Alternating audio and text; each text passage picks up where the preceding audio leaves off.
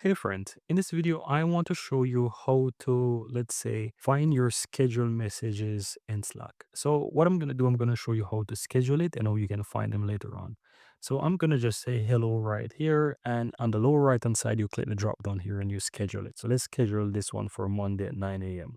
Right away, you can see that the message is gone. It disappeared, but it's now in schedule. And to find the scheduled messages is very easy. You want to open the chat where you schedule a message, and right above your chat box you will see all scheduled messages. You click on this. Once you have a message scheduled, it will always be visible so that you can click on it.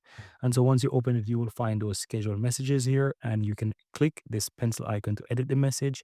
You can go ahead to reschedule the message by changing the time. Let's say I want that to be a different time. I can go ahead and do that. Click on schedule again and it's rechange, or I can edit it. Simply means that I can edit the message. So we're going to say hello, haha, and click this this checkbox here to save, and you can see that the message is edited and now updated for scheduling. If I want to send right away, I can click this send button right here, or if I want to go ahead and cancel or delete it, I can do that as well.